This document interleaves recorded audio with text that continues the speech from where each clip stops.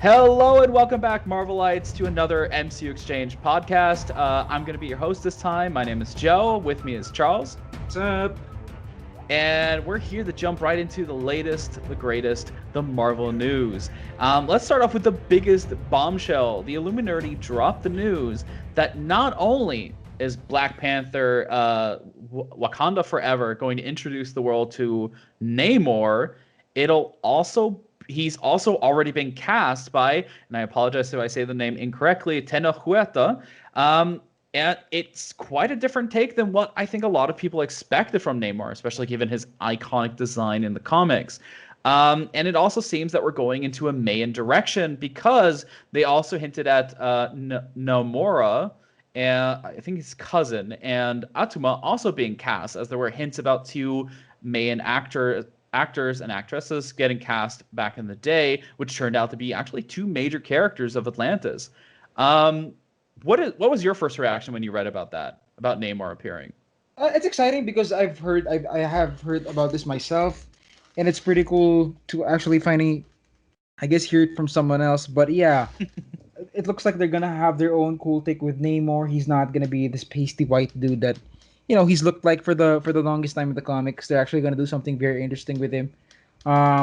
You got that Mayan influence. Like I am curious if there's gonna be some sort of connection with Mayan culture and Atlantis in general. Like I don't know if they have if South America has a very strong aquatic sort of myth to them. So I'm curious how they're gonna do that. But I'm excited, man. Like the thing I heard was that Mm, they might be going for like an apocalypto thing where they look super fucking like unique, like unlike anything we've seen, and that alone ooh. excites me. And Hmm. of course, you got Atuma, who is like Atuma's kind of like he's a bit of the a Killmonger sort of opposing character to Namor. Uh, Someone like Ocean Master, they're very similar, but it kind of seems like here that they will be allies at least in this what I presume to be a war against Wakanda.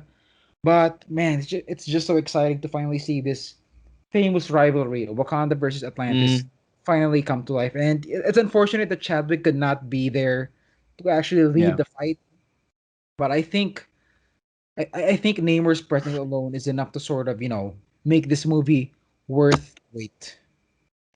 Definitely. It's such an interesting. I like the fact that they are going a very unique direction with the character, and I'm very curious to see how much of that history we're going to explore with Atlantis, or that's the question, is it going to be Atlantis at all, because it is a name used, with Aquaman, and it's just kind of a cliche of any underwater city, is that maybe they'll have a unique take on that. Yeah. And yeah, All Out War with Wakanda is a really, really interesting concept to see, which also fits the, Wakanda Forever kind of subtitle that's about keeping that city alive. It's interesting if this, I remember when Endgame came out and Okoye just briefly mentions, oh, some underwater earthquakes. And now the rumors with Namor that everyone who Right. made that theory back in the day is like, yes, I knew it. It's an interesting reveal, and I can't wait to see what comes of it. And there's a lot of excitement about the introduction of Namor because he's also the first mutant, if I remember correctly, in the comics. So Yeah. Yeah. that's gonna be. Do you think? Just I have to ask. Do you think he's gonna have his little wings on his feet? Oh man, you fucking have to. It's like it's one of the character's most distinguishing features, Mm, along with the elf ears he has. I feel like you gotta fucking do that. It's just so iconic. I'm more curious to the fact that are they gonna make him a mutant, or are they just gonna make him yeah. Homo Mermanus, as Mm. they would refer to the Atlanteans in the Marvel universe? If he's gonna be like, is he even gonna be half human because he is half human and half Atlantean? Oh yeah. But that is sort of Aquaman shtick, with Jason Momoa. Maybe they decide to do something else, but I don't know. I feel like him being a mutant is so important that you cannot ignore that. It's also a good segue because we know that there were rumors of the mutants as the project for the X-Men introduction in the MCU. Yeah. So this could be like that segue into their existence that maybe also hints how they existed or how they just haven't noticed. I'm also very curious about if the direction they're going with this, because Wakanda. doesn't directly from what we see. It has a river going through it, but it's not directly connected to the ocean. Yeah, So I'm yeah. really curious how that's going to be. I almost feel like that the war will start because they have some object that the Atlanteans want back and they infiltrate Wakanda, which could Right. be a Yeah. very interesting thing to see, especially with like an outsider's perspective of going through that city. Yeah. It's a lot of exciting aspects, and we cannot wait to see what happens. I'm just curious. Tenoch Huerta has been cast a while ago. Could we maybe see him in another project? It just Right. seems really interesting they casted him so early. I mean, like it's crazy because as soon as word came out that he was playing Namor, a lot of his less than desirable tweets Yeah. were unearthed, and yeah, I am curious what exactly is Marvel's current mandate. In spite of all that, like I'm pretty sure they do a background check and all that, and like I don't know what he said exactly, but I've also read some people say that it was definitely lost in translation as far as what he was trying to get at with his unfortunate choice of Mm. words. But we'll have to see exactly what happens here if there's going to be some further backlash down the road now that he is playing Namor. But I don't know. It's unfortunate because he seems like a cool take on the character, but if he gets ever recast, that would be a bummer for sure.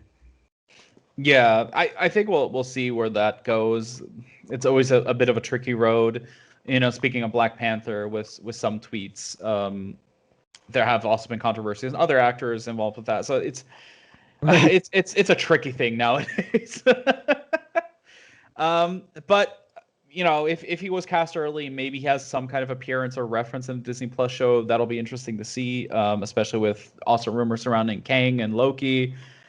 It's crazy nowadays. Maybe they just cast him because they liked the actor that early. Brie Larson was cast very early as well, but we'll see. And speaking of casting, we also finally have some She-Hulk news. Mhm. They finally confirmed that Jamila Jamil, I really hope I say these names correctly, is going to play the character of Titiana or Titania in the upcoming She-Hulk series. So she will be like the main antagonist.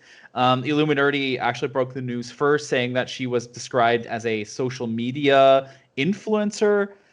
That's an interesting and very new take on the character. What are your hopes for She-Hulk's main antagonist, or what role? What do you think? What role she'll have? Like I hope Jamila plays the character like a total bitch.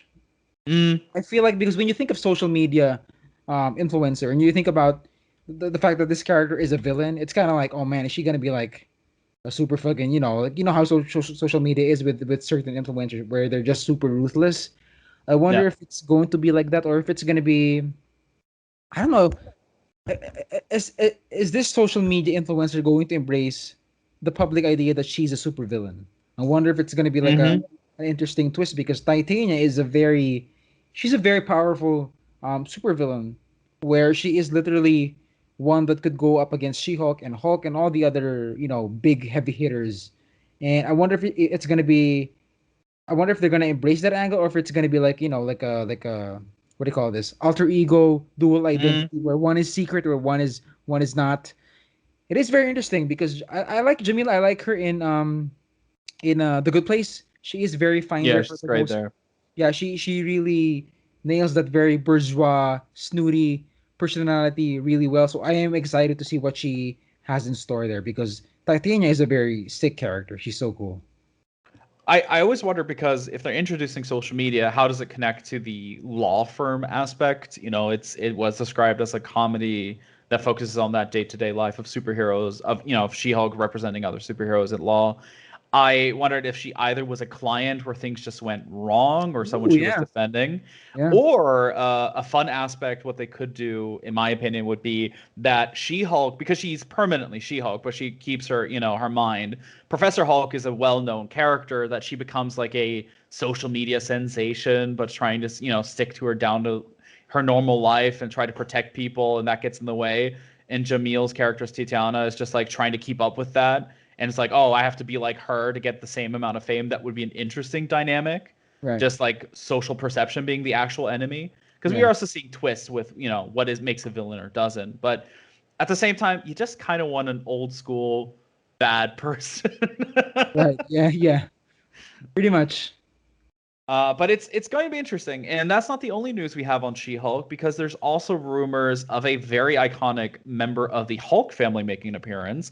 Hulk's son Scar is heavily rumored to appear in the series. That's a really interesting addition. What did you think when you read that?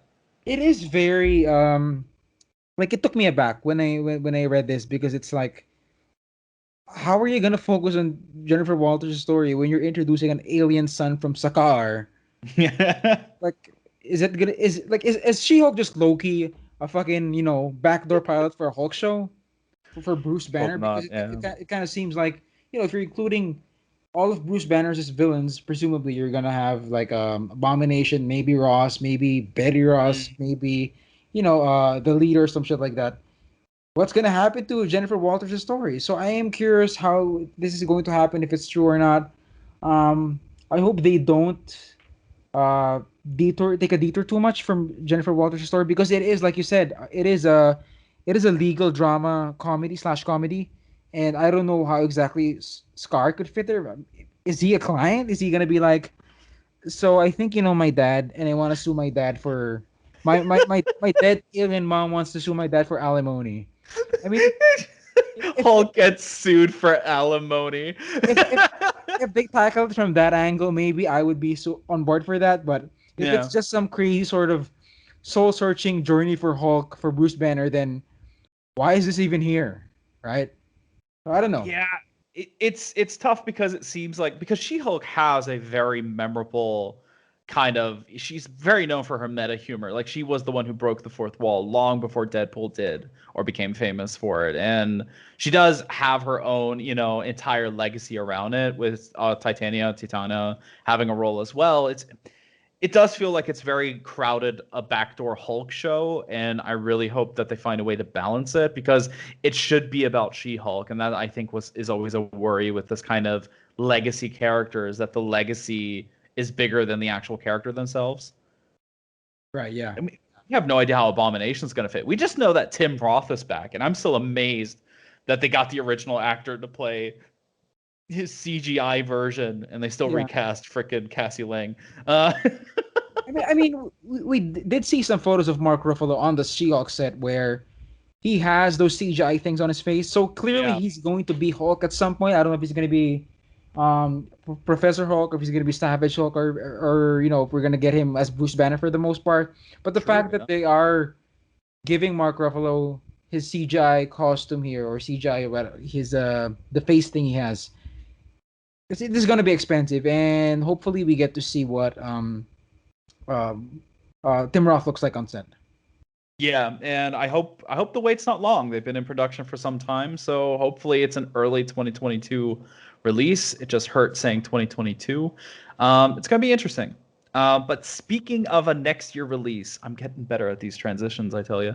Um, we have a little tease or our first look at Mighty Thor, Natalie Portman's return as Jane Foster in Thor: Love and Thunder through some crew merchandise. Of course, we have to take in mind crew merchandise does not necessarily mean it reflects what actually is the end product. Sometimes these things are made based on comics. But from a first look, it does seem more, inspired by Natalie Portman in the Yeah. role. What do you think? Are you excited for the character in general? What did you think of the design when you first saw it? I put it side by side with the actual Jane Foster Mhm. comic costume, and it looks so different. It's clearly their movie take on the suit. Yeah. Like it almost doesn't resemble the. I mean, yeah, you have the helmet, of course, which is pretty iconic, but because Jane Foster Thor in the comics, she's sleeveless. She doesn't have any armor on her arms, but Mhm. here, clearly, it looks like a female version of Thor's armor, which looks pretty badass. It looks fucking pretty badass. Like the helmet Mhm. really, really fucking looks sick. Um, it is interesting for me here though that Thor himself seems to be going back to his classic armored look. I thought for the most part he would be wearing this Thunderstrike '90s outfit where he's just in a tank top and jeans and a vest. I feel like that would be the way to go for the most part here because it's very Taika. But I guess at some point in the movie, there's a chance that he would be reverting back to his classic Asgardian glory look. It could be similar to Endgame where he summons the costume, Yeah. or a tribute to the first Thor. That's just like for the final bout, because I do love his rocker style Thunderstrike outfit, and it's been Oh yeah. heavily showcased. Yeah. It's gonna be interesting how that film falls together, because we're still curious about how Mjolnir, because there seem to be more hints that, because some thought, Mjolnir is going to be from another dimension because the multiverse and all that, but it does seem like they potentially are going to rebuild the hammer. So it's going to be interesting how she ties in. I do like that she also, because in the comic she had the long blonde hair, that they seem to be keeping her brown hair. Yeah. I think that's a good thing, rather than dyeing her hair or putting on a bad wig, which can sometimes go south. Just remembering Thor 1 where his eyebrows were Blonde. colored blonde. Yeah. So I would love for a joke though. I'm surprised Taika Waititi has not made a joke about that in Ragnarok. So I'm still hoping that we're gonna get some kind of reference to it. It's gonna be exciting. It'd be curious if he actually manages to make fun of that, because that was Kevin Feige's personal decision. True, yeah, it was fight.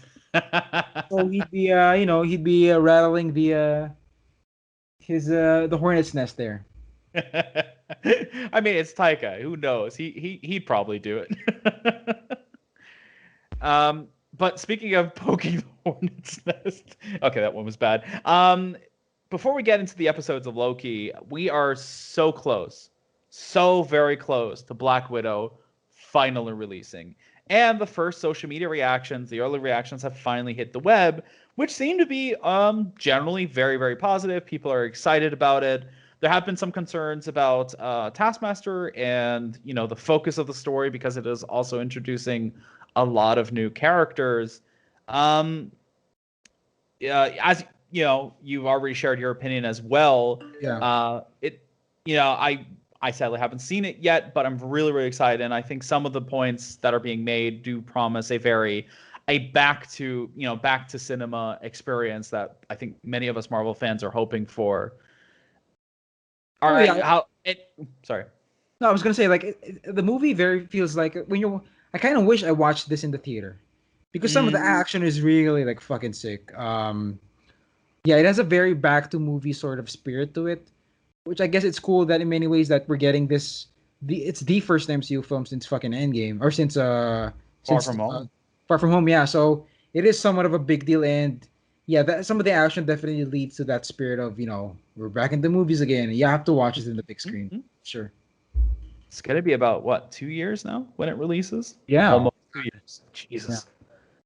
It's going to be exciting. I think that's going to be, on one side, the film's biggest strength is that urge, now that things are, knock on wood, calming down, that people can go back to the cinemas.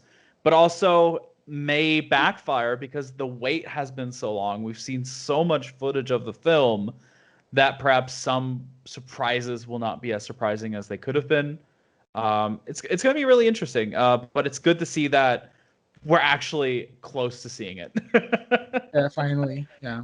It's crazy how time has gone.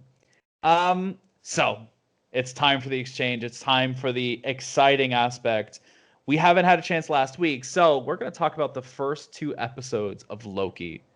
How about, what was your first thoughts about the 2 episodes? What did you like? What did you dislike? How are you excited for the future of the series?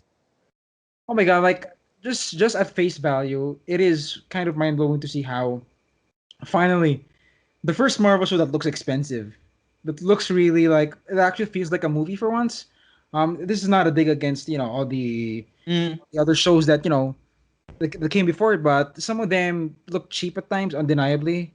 I know WandaVision was sort of WandaVision intentionally wanted to feel like a TV show, so at some points it actually looks like a TV show. But even the finale, when it's supposed to feel like a movie, the WandaVision finale at parts felt like that kind of the fact that Agatha and Wanda are just throwing magic balls at each other, and they don't. It's not this elaborate sorcery choreography thing. You could tell that they were sort of limited with that. But here, Loki, man, it looks super fucking expensive, and I love it. Owen Wilson is amazing. This crazy cookie office that they've crafted for the TVA looks super fun. Like, I would absolutely love a TV show starring these people in the TVA, like a The Office style. Imagine like the office style time cop thing where you got Casey, who's like clearly the best character in the TV right now. You got Mobius there. You got the annoyed what's her name? Hunter B-15. Like B-15, imagine all of yeah. them having their own show. It's just like super fucking fun. And man, this show I feel like each Marvel show someone's gonna say that it's the best show yet, but for Loki, I sincerely mean that it might be the best show yet because it's just so good. The mystery, the plot, the Mm. ideas that they're going that they're dealing with, it's just so super nerdy and super geeky, and it's another win. I love it. Yeah, I agree. I think a TVA show should definitely be on the cards at some point, and I really hope to see more of them in the future of the MCU. Like, even with Agents of Shield existing and stuff like that, I still feel like Shield was kind of phased out a little too early. They didn't really do much with them within the mainline MCU. And the show didn't really do much with it either until like the end. Oh, Shield is back, and going by Loki, it seems that it's mostly brought out of continuity, Yeah. but which some people debate, but it's just the concepts alone though. Like this, that's the thing that I find fascinating about Loki, because WandaVision, pretty much what I liked about WandaVision, it did something unique for the MCU. In as much as it felt like a TV show, it was something different. It really, and I think that was kind of its fault that it was the first show of the MCU after a long pause of any content and people expecting the Marvel big movie stuff, that it kind of faltered because it just couldn't keep up with that. And you see that both it and Falcon Winter Soldier, which was also revealed that they had to reshoot in a lot of locations that they already had because of the restrictions. They just got hit hard. And I mean, still the fact that they pushed out good content, considering that, is amazing. And Loki feels the most like each show they learn something. And Loki feels like the culmination of the learnings from the first two in the best way possible. I love the TVA concept of every product they have or use, like the Josta Cola or even the milk, everything they are drinking is something that was discontinued, so it doesn't break the timeline because it doesn't Really? exist anymore. Yeah, the milk that was poured into the salad, that was another product that was discontinued. Wow. The computer, so that's a really cool idea, is that all they're using is the stuff that can't affect the timeline because it Holy doesn't shit. exist anymore. I love the retro look in general. Like they have Yeah. these old ass computers, but they're still extremely highly developed. Something about that low sci-fi design is just so good. Yeah. And Go sorry, ahead. Go ahead. Go ahead. and just the idea of like the biggest thing for me with Loki is that we all assume the multiverse exists. That Yeah. was every assumption. We knew the Spider-Man rumors, the No Way Home rumors, the multiverse of madness. We had the what if, and then Loki comes in and says, "Oh no, it's all one singular timeline." And you're like, what? Yeah. That doesn't make sense. Well, Yeah. it didn't until last episode. The timeline stuff, even for me, like the more I think about the timeline rules they have, the more confusing it gets. Like for me, we learned that apocalypse events are a thing, and Mm. that's sort of the way to bypass the TVA. But for me, it's not exactly clear what determines an apocalypse event, other than the fact it has to be a natural disaster. Like let's say a hurricane, strikes a town, but one person dies, but the town is completely eradicated. Does that mean it's a it's an extinction event? It's not super clear. Like what if Mm. an entire town vanishes from from Earth, but the people in it manage to evacuate? Does that is that an apocalypse event? Because you are sort of the timeline for that particular town is gone, but the people aren't. They're still safe. So it's not exactly clear to me what constitutes as an apocalypse event. So that's where it gets confusing for me. But I do like how the show presents it as something simple, even though it's clearly not. It's something that's Yeah. complicated. But the show does a good job of making it very easy to understand. I think the implication is that whoever is there during that specific part of that time dies, so that there's no memory or nothing to carry on whatever out of sync happens there. That's kind of what I understood it as. Mm-hmm. Because the thing is, if like Loki appeared in Ragnarok and talk to Thor, who escapes, it would not be an apocalyptic event. The event is there, but he would affect the timeline because they get away. But if Right. he talks to like the random Asgardians in the middle of town, right as Surtur puts his sword down, that doesn't count because they're gonna die anyway. Right, yeah. It's not very precise, but it's kind of that I think it makes sense. It works because it's not very precise because then you start thinking about it. Yeah, the more you think about it, the more your head will hurt. Yeah, we're talking about timeline. Like the thing is like what the only problem I have with the timeline stuff is that we're introduced to variants, and then you see in the beginning of episode 2 like these different Loki variants in different shapes and forms. And then I go, wait, but this version of Loki was caught right as he escaped. So how does he turn into any of these if you guys stop him before that happens anyway? Yeah. So either they already know the path that a variant will go towards, because that's kind of what I think the implication is, and they're stopping him from becoming that specific variant. So they're just showcasing this is what he'll turn into, but they stop him before it happens. I mean, speaking of the variant stuff, it is very interesting that when Loki sees his other variants, they all look like him. Yeah. Albeit in different forms. You have Loki that looks like Lance Armstrong. You got Loki that looks like Hulk. You got Loki that looks like Trevor Slattery. You got Loki that looks like his normal self, but in different costume. It is very interesting that they all look alike. But then when you get to the actual variant at the end of the episode, which is Sofia Di Martino, she looks nothing like him. It's clearly a different fucking actor. And we know that there are other actors in the show playing Yeah. old Loki and young Loki. So I am curious exactly what if Sylvie or Sofia Di Martino here. I wonder if she's a one is to one sort of variant to Loki, or if she's a variant of Loki, but a very different one. Like she's a variant of Loki. She's like a 10% variant of Loki, not a 100% variant of Loki. I wonder if there's going to be like some sort of imprecise thing about variants here. So there was a blink and you miss it. There's a document that says her name is literally Sylvie Yeah, Lofi Dotia.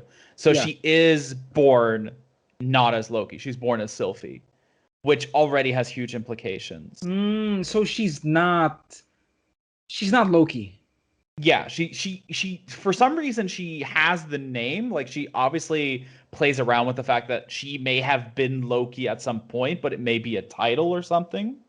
That Yeah. was the implication because she hates it. She Right. obviously doesn't like hearing it. But there's a document that says her name is Sylphie. So Mm, my theory, or the theory I'm going with, because they kind of went out of the way to say that there was a multiversal war. Instead of saying it could turn into one, there they was. said there was one. And I believe that she is part of the original multiverse because Wow. if you put because that's how we have like that's how the No Way Home rumors would make sense that you have Peter Parkers that look nothing like Tom Holland. Because Mm. the only way for that to happen is that the events before their birth has led to them changing. And my theory is that What If is the spin-off of the sacred timeline. So those are the variants from this royal timeline of what Sylvie did now. So that's the events from that. And the other cameos in that she's kind of restoring the original multiverse before the royal timeline was created. Holy shit. Oh, I've never heard that theory before, but I'm so fucking on board for that. Because Um, it's the only thing that would make sense because if she is from the royal timeline, then either they didn't do their job because there was no way in hell a variant would have created another variant. right. Yeah, that is a very good fucking point. The fact that there exists, because if Loki, Tom Hiddleston, that version of Loki, if he is the sacred version of Loki, that cannot be fucking tampered with. They're gonna have to explain why there's a fucking lady version of the character. No. Oh Because I wow. thought at first if she's just, Loki in female disguise, like we see her going from body to body, but it's obviously her just she still has her main body doing stuff, so she's just Right. using them. But if she was a transformed version, why would a document have a different name? Mm-hmm. And the TVA obviously existed as a fallout from the original multiversal war, so they probably have documents from what happened during that time. Right. Or the TVA is complete bullshit, and Yeah, all their or that. or their propaganda is some bullshit just so the timekeepers, whoever is running them, be it Kang or someone else, Immortus, they just don't want their grandmaster plan for the universe to get fucked up. So, like, imagine the finale, or episode 4 or 5, we find out that, oh shit, the timekeepers aren't real. They're just propaganda drummed up by Kang, just so he could keep the entire universe in line, just Mhm. so it doesn't mess with whatever he wants at the end of time. What if it's just that, and every one of them? What if every fucking employee in the TV are just a variant of someone? Like Casey's a variant of someone there, a variant of Casey who doesn't know what fish is, um, a variant of Mobius who dreams of having a jet ski, and this is just one crazy scheme by Kang, and obviously Loki. Like Loki's end goal here by the end of episode 2, he wants to be the timekeepers, and Yeah. Ravonna is very protective of the timekeepers. Like Ravonna doesn't want people to doesn't want her employees to ever meet the timekeepers. She's always like, "Oh, they're busy, but don't worry, they're keeping an eye on whatever we're doing. Oh, you can't meet them. They're not in their offices right now." It's very suspect Yeah. that Ravonna, who is a lover of Kang in the comics, it's very suspect that she is sort of protecting the timekeepers. And I feel like if that is the case, and once Loki gets wind of that, the fact that the timekeepers aren't fucking real, oh, I'm gonna fucking take over this bullshit right now. That's what I'm kind of curious about because there are a lot of rumors that we're going to get a second season of Loki. Yeah. It would be a shame for the series to kind of introduce the TVA and then they drop. I like the idea of these characters being variants. I can imagine Owen Wilson in the 90s being a ski instructor for a jet ski. Oh yeah. That's why his character just loves it. Yeah. It's confusing because there's so many possibilities to go. I do think there's going to be a darker truth to the TVA. I Yes. also thought about the because they do hint that the sacred timeline is in a loop. It constantly repeats. And Yeah. either it's a way for Kang to stay alive, that his life can only repeat so he doesn't, because we don't know where they are. They don't say they're in null space, which they are in the comics. They could be in Quantum quantum realm. realm, Yeah. but there's no implication of it at the moment. They just kind of exist out of time, but they don't kind of give it away. And we had that glimpse of Kronos, the Kang City in Ant-Man and the Wasp. It's really confusing. I think we're gonna get a darker story to Kang. I could imagine that perhaps the multiversal war was caused by him Oh yeah. because maybe Ravonna died in every multiverse he existed in, and Ooh. now he created the sacred timeline, the only timeline where she could live. So if she leaves the Wow. TVA, she could die. I mean, that would be an interesting thing to play around Oh with shit. Yeah. Yeah. because he is a tragic character in in some way. Yeah. I mean, It's they're gonna have to make the character understandable. yeah, So the yeah. comic version is like super fucking crazy. It's almost like hard to comprehend what exactly Kang was up to. I mean, he in many ways created Apocalypse from the X-Men. So you have you have that sort of that sort of time travel loop that you have. But did they ever did this show confirm that it was a loop? It hinted that the timeline always loops, that it's always that the path they're on kind of always perceives. It was in the first episode, Owen Wilson kind of makes the hint at it, Hmm. but it's never like outright stated because that's the confusing part because they pretty much enter time at a different point, but they don't imply if and we do see like this is a dumb idea or dumb thought, but we have a trailer where we see Loki wear the out uniform once again from when he's picked up. And he says glorious purpose, but we never got that scene where he looks into that mirror. I gotta And fucking watch this. I'm gonna watch the trailer again after we record because because I think he's gonna go back in to that point in time because you see them like look at the scene where he's in slow mo again, and they're watching that, and I feel like they're gonna accept that the timeline and he's because the starting of the show says he can't go back to his timeline. And I feel like now that the multiverse is broken and the TVA may accept that fact and just supervise it all, that he might return. Because there was also Michael Waldron Charles Murphy in an interview with him kind of caught a hint that maybe they're building towards a Secret Wars storyline, or at least inspired, because the multiversal war is pretty much just that. Yeah. That perhaps the multiverse stays, and for some reason they're just screwing with Doctor Strange, but that they're sending Loki back to his time. And maybe the second season takes a different Loki from a different point of time. Maybe Sylvie becomes the Loki of the show as well. They could do anything at this point. Yeah. I mean, because there's also the hard fact that there are two upcoming films that will tackle the multiverse. Mm-hmm. And for the TVA to say that doesn't exist, it's clearly bullshit. Something's clearly going to happen. I mean, we get the glimpse of it here in the end of episode 2, where Sylvie bombs multiple timelines here. So I don't know. I feel like at some point the multiverse will be created permanently at the end of the season, or we will learn that it has always been around for the whole time. It's just bullshit. It's going to be interesting. They can do anything. And I think the next episode, because we always see that the episode after where the screeners end, because the first 2 episodes I think were released to the press. Yeah. That's always the one where a lot of what the fuck things happen. Yeah, definitely. So I'm excited. Yeah. I mean, we're definitely gonna see, that scene in the trailer where it looks like Boromir. People thought it was fucking Black Widow. I think we're gonna get the next episode because Loki is still wearing the TVA jacket he has while they're there. Yeah, I think so as well. I think those scenes in the trailer where he visits like apocalyptic New York where Avengers Tower is destroyed. Mm-hmm. I think he's also wearing the TVA thing there. So I think he is, the next episode will basically be Sylvie giving Loki the tour of the multiverse. I think that and the revelation not to trust the TVA in the last arc of the series is going to be finding out what the Timekeepers truly are up to. Oh yeah, it's going to be some shit like that. And Loki's probably going to meet the other Lokis in episode 4 maybe.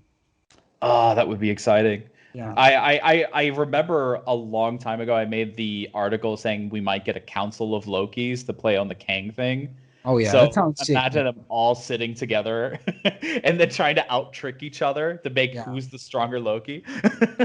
For sure. It's going to be exciting. I can't wait for the next episode. I can't wait for the rest of the series, and I'm really excited to see how this what this means for the future of the MCU in general. Because it's going to change, I think, a lot. And Kevin Feige has hinted that this is going to have one massive repercussion moving forward. Mm-hmm. So it's going to be exciting.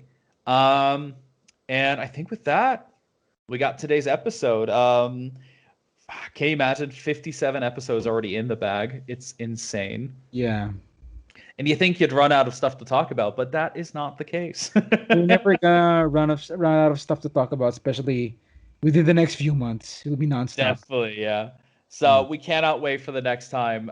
Let's see what happens in the next episode of Loki. Thank you, everyone, for listening. If you want to listen to our old podcast, you can find us on pretty much any place you have your favorite podcasts, Spotify, Apple. So be sure to check out the rest. You can even find us on YouTube. Also, be sure to check out MCUExchange.com for your latest Marvel news. We're happy. If you want to follow us, you can follow Charles on Twitter at. You can follow me at TFS Villanueva. And you can find me under at that